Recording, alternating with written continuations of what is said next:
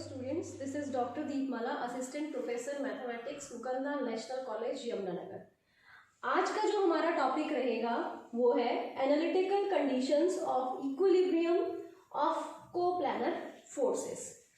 So students, ये जो हमारा टॉपिक है इसमें हम कुछ रिजल्ट्स कवर करेंगे और उसके बाद न्यूमेरिकल्स। हर रिजल्ट में जो मैं आपको रिजल्ट्स बताऊंगी वो डायरेक्टली न्यूमेरिकल्स पे यूज होंगे। So first article is if three forces acting in one plane act upon a rigid body keep it in equilibrium, they must either meet in a point or be parallel. Clear?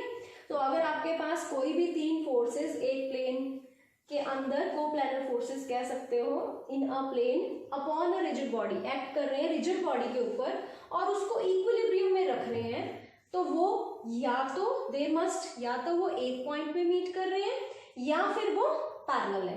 So how will you prove this? So let the three forces acting on the rigid body are given to be in equilibrium. तो जो हमें तीन forces किसी body पे लग रहे हैं rigid body पे, वो उस बॉडी को कहाँ पे रख रहे हैं? इक्विलिब्रियम पे। ठीक है। सो अगर वो उस बॉडी को इक्विलिब्रियम पे रख रहे हैं, the forces are coplanar. Students, एक छोटा सा रिजल्ट मैंने आपके लिए छोड़ दिया यहाँ पे। Result you have to prove, या आप इसे देखोगे कैसे आया ये। If three forces acting on a rigid body keep it in equilibrium then they must be coplanar forces. So ये रिजल्ट मैंने यहाँ पे डायरेक्ट यूज किया है। आप देखो ये कैसे हुआ है, ये आपके लिए छोटा सा रिजल्ट मैंने यहाँ पे छोड़ दिया है। उसके बाद अगर तीन फोर्सेस किसी एक बॉडी पे एक्ट कर रहे हैं और वो इक्विलिब्रियम में है तो दे आर कोप्लानर। तो coplanar forces they must be intersecting forces और parallel forces. So case one, if the three forces are not parallel, अगर वो पैरेलल नहीं है तो दे मस्ट बी ऑप्शन की उनमें से जो एटलीस्ट टू फोर्सेस हैं वो इंटरसेक्टिंग होंगे। ठीक है। So then at least two of them P and Q meet at a point. हो सकता है कि तीनों आपके पास तीनों पैरेलल नहीं है, तो ये पॉसिबिलिटी तो रहेगी कि उनमें से एटलीस्ट टू जो है वो किसी एक पॉइंट में मीट कर रहे हैं। सो अगर मैं ये पॉसिबिलिटी ले लूं कि आपके पास P and Q they are meeting at a point, तो अगर आपके पास कोई भी दो फोर्सेस एक पॉइंट पे मीट कर रहे हैं तो you can find the resultant using parallelogram law of forces. तो जो इनका रिजल्टेंट होगा वो कहीं इनके इन बिटवीन लाई करेगा। सो let the resultant lies here r dash. ठीक है। सो इनका रिजल्टेंट भी कहां से पास करेगा? O से। कैसे? इसको पैरेललोग्राम को कंप्लीट करो, इधर से इसके पैरेलल लाइन ड्रॉ करो और डायगोनल ड्रॉ करोगे, so that will be the resultant. ठीक है। सो उसके बाद देखो, therefore the resultant of P and Q passes through O. So resultant of P और Q भी कहाँ से पास कर जाएगा? O से। अब क्योंकि तीनों फोर्सेस कोप्लानर भी हैं और आपके पास इक्विलिब्रियम में भी है, तो R जो होगा, जो थर्ड फोर्स है, अब इन दोनों का रिजल्टेंट ये आ गया। अब थर्ड फोर्स कहाँ पे बनाओगे? क्योंकि बॉडी इक्विलिब्रियम में है, P Q R इन इक्विलिब्रियम, तो जो थर्ड फोर्स होगा वो इसको बैलेंस करेगा, इन दोनों के रिजल्टेंट को। अगर थर्ड फोर्स इन दोनों के रिजल्टेंट को बैलेंस कर रहा है, इट मींस उसकी लाइन ऑफ एक्शन सेम होगी, मैग्नीट्यूड इसके इक्वल होगा और ऑपोजिट इन डायरेक्शन होगा। सो आर की डायरेक्शन किस तरफ आ जाएगी? Opposite to R dash. So this is R. Clear? So the R dash is equal to R, they are equal in magnitude and opposite in direction, therefore they cancel each other and the body remains in equilibrium. So therefore R must be equal and opposite to the resultant of P and Q. अभी हमने वही बात की। So R must passes through O. So हमने यही prove करना था कि P Q R अगर तीन पैरेलल फोर्सेस नहीं है, if they are all not parallel, then they are meeting at one point. They meet in a point. Clear? सो अगर पैरेलल नहीं है they meet in a point. So case 2, अगर ये तीनों पैरेलल हैं तो क्या होगा? स्टूडेंट केस 2, फर्स्ट केस था व्हेन 3 आर नॉट पैरेलल। अगर आपके पास दो फोर्सेस पैरेलल हैं तो we will prove the third force R is also parallel to P and Q. ठीक है, तो पहले केस में हमने क्या प्रूव किया कि अगर दो कोई फोर्स एक पॉइंट से पास कर रहे हैं तो तीसरा भी उसी पॉइंट से पास करेगा। और अब हम क्या प्रूव करेंगे कि अगर कोई दो फोर्स पैरेलल है तो थर्ड जो फोर्स होगा वो भी क्या होगा, उन्हीं के parallel. So if two forces are parallel, अब टू फोर्सेस लाइक भी हो सकते हैं, अनलाइक पैरेलल भी हो सकते हैं। So let P and Q be like parallel forces. So अगर आपके पास पी और क्यू दो लाइक पैरेलल फोर्सेस है, this is force P, this is force Q, they are two like parallel forces acting at A and B, तो जो उनका resultant होगा वो somewhere lies internally and equal to P plus Q, let us say R dash। ठीक है, अब तीन forces हमें इक्विलिब्रियम में दिए हुए हैं, P Q R are in equilibrium. तो P और Q का रिजल्टेंट आ गया R dash acting at C in the upward directions P plus Q। तो जो थर्ड फोर्स होगा वो इनके रिजल्टेंट को बैलेंस करेगा, और अगर बैलेंस करेगा तो इक्वल इन मैग्नीट्यूड होगा और ऑपोजिट इन डायरेक्शन होगा। सो आपके पास जो थर्ड रिजल्टेंट फोर्स आएगा R dash, that will be here, this is third force R which is equal and opposite to R dash। so जो third force है वो भी क्या आया R, this is parallel to P and Q। so line of actions of P, Q and R are parallel। so this is case 1।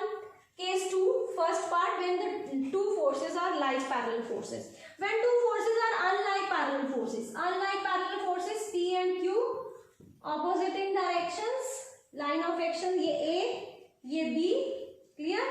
So let P is greater than Q। If P is greater than Q then the resultant is towards P and near to P in the direction of P। so it is acting at point C externally and in the direction of P and the resultant is say P minus Q। so this is the resultant। अब जो third force R है, अब क्योंकि P Q R तीनों equilibrium maintain कर रहे हैं तो जो थर्ड फोर्स R है वो किसको बैलेंस करेगा, इसके रिजल्टेंट को। Let the resultant is here R double dash. So जो थर्ड फोर्स है R, that will balance this R double dash. So this is R resultant, third force R will balance R double dash. तो इस case में भी क्या हो गया, P, Q and R the three parallel। Therefore the third force R is also parallel to P and Q। तो दोनों cases में हमने क्या प्रूव कर दिया कि अगर लाइक पैरेलल फोर्सेस है तब भी जो थर्ड फोर्स है वो पैरेलल होगा P और Q के, अगर अनलाइक पैरेलल फोर्सेस है तब भी जो थर्ड फोर्स है वो पैरेलल होगा P और Q के। सो इस आर्टिकल में हमने ये प्रूव किया कि अगर आपके पास दो फोर्सेस हैं तो तीसरा से एक पॉइंट पे एक्ट कर रहे हैं तो तीसरा भी उसी पॉइंट से पास करेगा अगर बॉडी इक्विलिब्रियम में है, और दूसरा अगर आपके पास दो पैरेलल फोर्सेस है तो third force is also the parallel force. Students, अब कुछ रिजल्ट्स हैं इस चैप्टर के जिसके ऊपर बेस्ड हमारे न्यूमेरिकल्स होंगे। we will use these results directly in the numerical। so first result, we call this result as MN theorem। so if you have a triangle AOB, G is a point such that G divides AB in the ratio, G divides AB in the ratio M is to N। ठीक है, and angle AOG is alpha and angle BOG is beta। so according to the MN theorem, according to this result, we have M plus N cot of the angle theta is equal to M cot alpha minus N cot beta। so हम ये जो आपके पास first result है इसको हम लेते हैं vertex angles के साथ, ये वर्टेक्स पे अल्फा एंड बीटा। और ये जो सेकेंड रिजल्ट है सेम इसी के लिए, इसमें हम लेते हैं base angles A and B। सो दोनों में डिफरेंस क्या है इसको अच्छे से समझो। M plus N cot of this angle theta, जो थीटा है उसका ध्यान रखना है वो N के साथ है, रेशो N के साथ, ठीक है, M is to N। cot of theta is equal to, अब N cot A, N cot A minus M cot B। जबकि this is for base.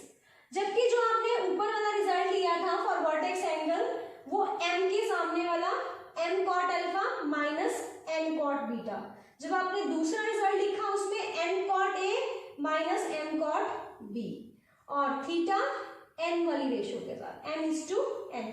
So this is the very important result and we are going to use it in numericals. और कुछ results हैं, if you have one surface or a body is contact with a surface or two bodies are in contact with each other, if a body is in contact with smooth body or a surface, then reaction acts along the normal to the common surface। अब ये जो आपके पास body इस plane surface के साथ आई है, तो इसके और इसके बीच में there is a force of reaction, normal reaction which is normal to the common surface। अब ये common surface है इनका, तो इसके normal यही हुआ। So this is reaction which is normal to the common surface। So when two bodies or a body or a surface is in contact with each other, there will be a force of normal reaction which is always perpendicular to the common surface। Next result, अगर आपके पास कोई भी uniform heavy beam, बार या rod दी हुई है, तो उसका centre of gravity जो होगा वो हमेशा उसके मिड पॉइंट पे लेंगे। If you have a rod, uniform rod और अ बीम, तो उसका जो सीजी होगा that will be always the mid point. अगर इसकी लेंथ 4 मीटर्स है तो इसका सेंटर ऑफ ग्रेविटी कहाँ पे होगा, यहाँ से 2 मीटर्स और यहाँ से 2 मीटर, एग्जैक्टली मिडल पॉइंट।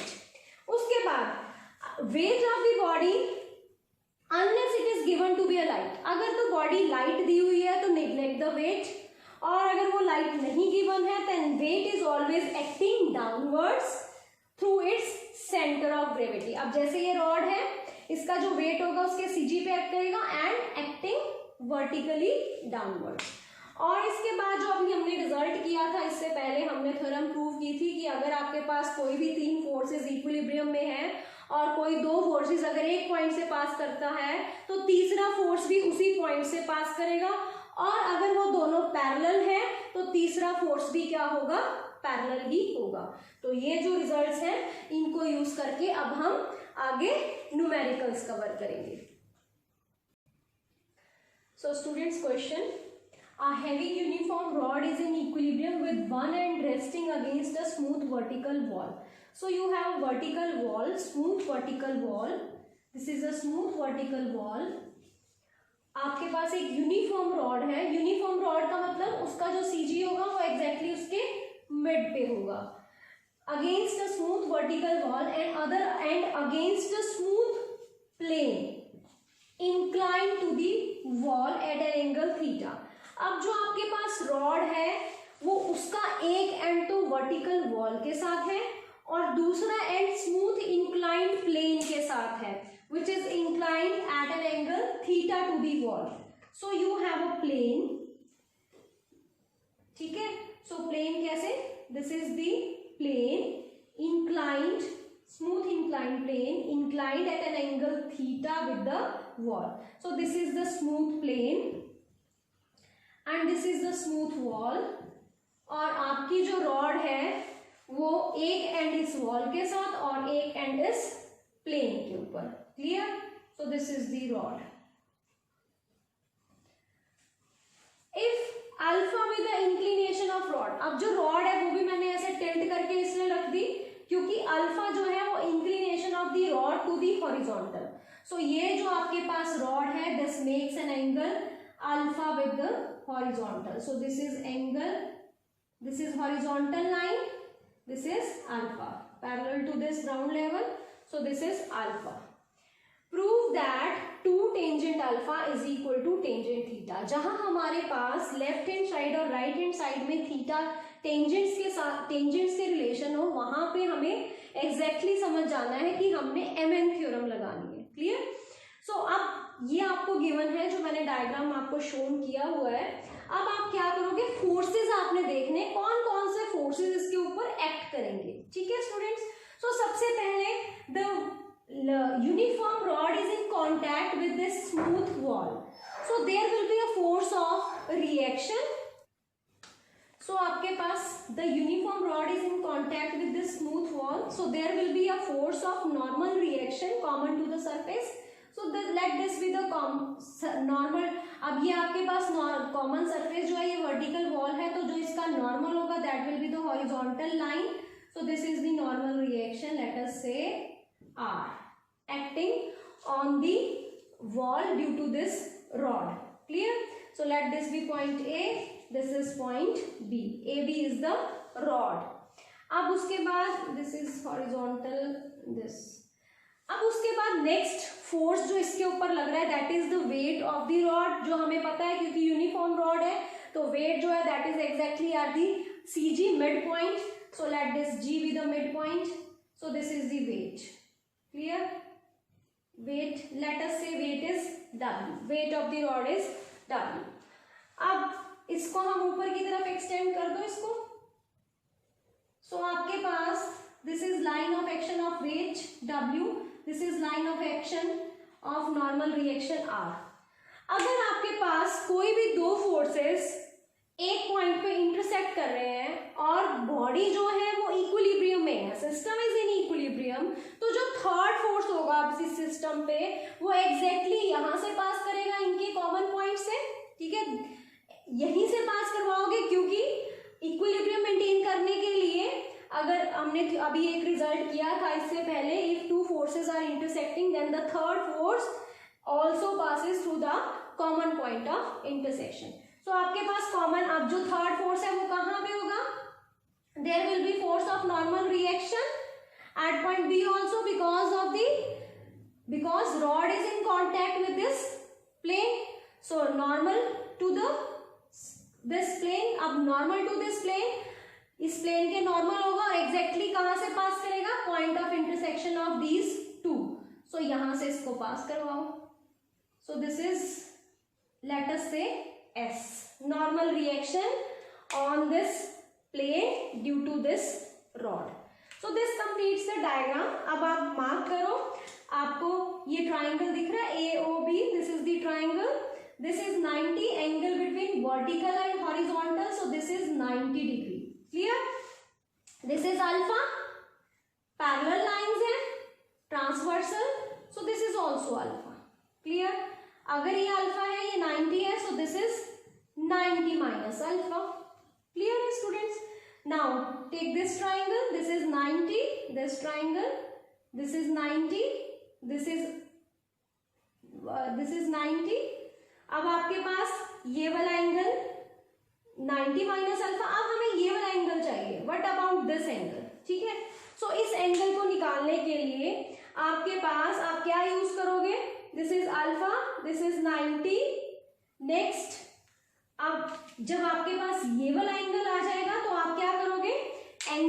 इस ट्राइंगल AOB में MN थ्योरम लगाओगे. ठीक है, अब क्योंकि G जो है वो एग्जैक्टली मिड में है तो आपके पास रेशो क्या रहेगी? This N, this is N.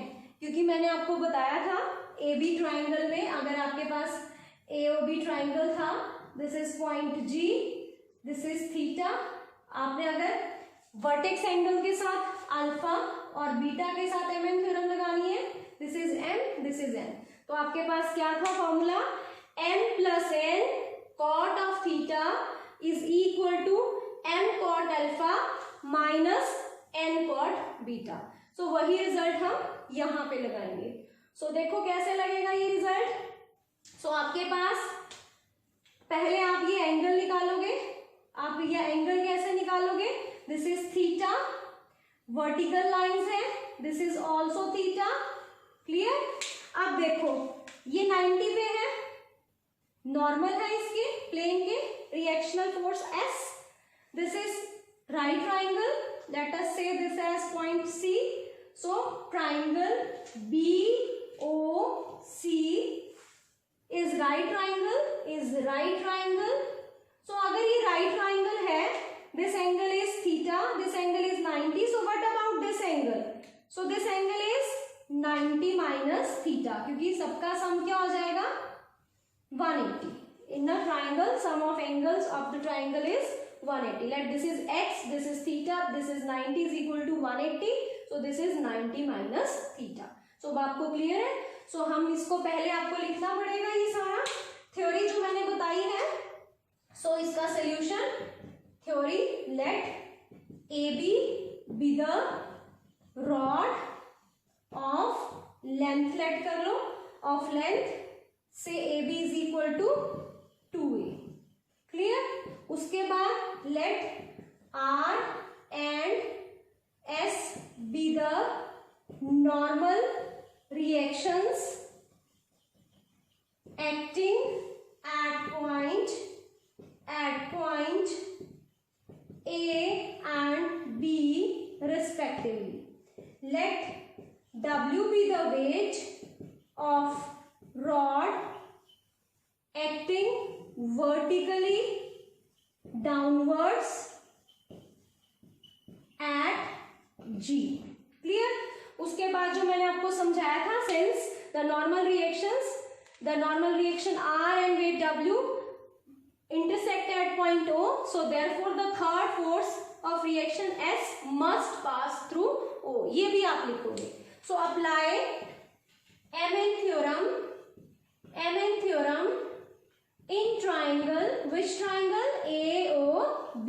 So MN theorem is BG, M plus N is GA, cot of theta is equal to M. M is 90 minus theta. BG की सामने वाली side cot angle 90 minus theta minus this is N. AG cot इसके सामने वाला angle 90. Clear. सो हमने यही formula लगाया है. AG plus GB cot theta M cot alpha minus N cot beta. So AG plus GB कितना हो गया total length? AB cot theta. What about BG? Half of AB. So it is AB by 2. Cot 90 minus theta is tangent theta. Sorry, this is theta. Sorry, this is 90 minus alpha. This is cot. This angle is here. Cot 90 minus alpha. ये वाला angle use करना है हमने. So it is tangent alpha. So आपके पास क्या आ गया? AB से AB cancel. So this implies 2 tangent alpha is equal to tangent theta. So this completes the question. A beam whose center of gravity divides it into two portions A and B. अब जो beam है that is not uniform. आपको given है कि जो center of gravity है वो उसको 2 parts में divide कर रहा है, that is A and B. is placed inside a smooth sphere. Sphere is smooth और जो beam है वो उसके अंदर है. Show that if theta be the inclination to the horizontal in the position of equilibrium and 2 alpha be the angle subtended by the beam at the center of the sphere, then tangent theta is equal to B minus A upon B plus A into tangent alpha. Students, फिर से आपके पास tangents left hand side और right hand side पे relation है, तो इसको देखते ही हम समझ जाएंगे. MN theorem का क्वेश्चन है. So MN theorem लगाने के लिए we will have to find the triangle and then apply MN theorem. So this is the smooth sphere. Clear? अब जो आपके पास रॉड है वो थीटा का एंगल इस तरह से आपने रखनी है कि that it's make an angle theta with the horizontal in the position of equilibrium. So let us draw the horizontal first. That is this is the horizontal position and rod makes an angle theta with the horizontal. So rod makes an angle theta with the horizontal. Clear. This is the rod. This makes an angle theta with horizontal position. Now 2 alpha be the angle subtended by this beam at the center of the sphere. So let this be the center of the sphere. O. Clear? अब ये center पे कितने का angle बना रही है? 2 alpha का. अब स्टूडेंट्स सेंटर पे आपके पास जो 2 पॉइंट्स है, अब इस पे कौन कौन से फोर्सेस होंगे? एक तो CG होगा, ठीक है, centre of gravity which is जहां पे वेट एक्ट करेगा vertically downwards, weight of this beam. दूसरा आपके पास कौन सा फोर्स होगा? Normal reactions because the rod is in contact with smooth surface of the sphere at point A and at point B. So यहाँ पे normal reactions होंगी और normal जो होगा, जो नॉर्मल है आपका इस स्फीयर का, normal always passes to the centre. So normal centre से होके पास. तो यहाँ पे जो आप नॉर्मल फोर्स ड्रॉ करोगे, normal reactional force R, let us say R, this pass to the centre. और यहाँ से जो नॉर्मल रिएक्शन फोर्स पास करोगे that also passes to the centre. So ये दोनों नॉर्मल रिएक्शंस कहाँ से पास कर जाएंगे? सेंटर से. और सेंटर पे कितने का एंगल बना रहा था? 2 अल्फा. अब जो थर्ड फोर्स है दैट इज वेट, उसकी पोजीशन हमें पता चल जाएगी कि सीजी कहाँ पे आएगा, बिकॉज जो थर्ड फोर्स होगा that must pass through point of intersection of two forces. So आपके पास टू मेंटेन द इक्विलिब्रियम, तो जो थर्ड फोर्स है that will pass through the intersection of these two. और थर्ड फोर्स कौन सा है? Weight of the beam. और दिस इज द सीजी. अब आपको पता चल गया, this divides A B in the ratio A is to B. So this is 90, this is 90 minus theta in this triangle. So this angle is also 90 minus theta. अब उसके बाद देखो students, ये आपके पास इक्वल है इसके. Why? Because radii of the circle and angle opposite to equal sides are also equal. So this angle is equal to this angle. Let this angle is x, this angle is also x. Clear? So x plus 2 alpha is equal to 180. So angle x plus 2 alpha is 180. Sum of three angles of a triangle is 180. So what is x? X is 90 minus alpha. So clear? So this angle is 90 minus alpha and this angle is also 90 minus alpha. So इस triangle AOB में हमें base angles पता चल गए. This is 90 minus alpha. This is 90 minus alpha. ये आपको ये वाला एंगल पता चल गया. So you can apply MN theorem in triangle AOB with base angles. कैसे लगाते थे MN theorem? If this is the triangle ABC, this is G और this is M, this is N, N के साथ वाला angle theta. So this is B, this is C. तो base, ये base angles है. सो कैसे लगाते थे? M plus N cot theta is equal to, अब N के साथ cot B, n cot B minus n cot C. So इस तरह से लगाना है आपने MN थ्योरम यहाँ पे. सो उससे पहले solution, let AB be the beam, ठीक है, inside the sphere and R and S be the normal reactions acting at point A and B respectively. Let R and S meets at point O. Clear? So therefore the third force which, that is weight of rod, must pass through O. Clear? As shown in the diagram. So apply MN theorem in triangle, which triangle? AOB. So it is AG plus GB cot of 90 minus theta is equal to, this is M, this is N, M B N cot this angle 90 minus alpha minus M cot this angle, A cot 90 minus alpha. So what will you get? AG plus GB is AB, A plus B. ये given है आपको. This is A, this is B. Cot 90 minus theta is tangent theta, B tangent alpha minus A tangent alpha. So you have tangent theta is equal to B minus A upon B plus A tangent alpha. So this proves the result. So students, thanks for watching this video. और next video में we will do some more questions on this chapter.